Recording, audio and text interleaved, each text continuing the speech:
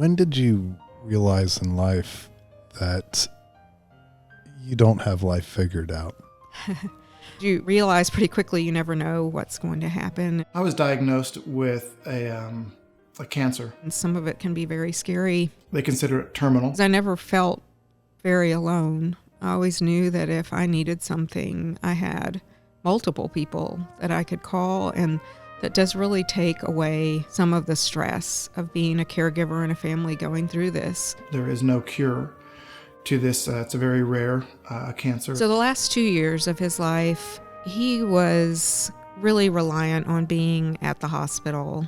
It's just a different sort of grief. There are some weeks I don't feel that it affects me that much, and there's other weeks it is. It's very difficult. And there were pieces of Ryan that were falling away. I got up and started trying to decorate the house, and I just wasn't accomplishing what I thought I should in the time frame that I should. And somewhere along the way, I realized I hadn't even thought to ask Ryan to help me. When the kids were little, we would do it together. It was, he was my partner in crime for those sorts of things. By that point, I already knew he couldn't help, or he was tired, or didn't want to ask him because I didn't want him to get up and be hurting and trying to help. And I remember I always go in the closet and hide because the kids can't see me. I just went in there and cried for like 15 minutes and came out and went back to what I was doing. You speak of this roadmap of life.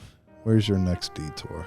I want to keep the foundation going in Ryan's memory and be able to have concerts again. Tell me about Cancer Blows. What is Cancer Blows? Cancer Blows started when Ryan went through his first stem cell transplant. One of the top trumpet players in the world lives in Sunnyvale, Texas. His legendary friends are all coming to Dallas to honor him and help as he not only fights his own blood cancer, but uses music to help others in the fight. Ryan's had this very varied career as a freelancer and then in Canadian brass, and he just knows a ton of people from being all over the place all the time. And they started calling and, wanting to help.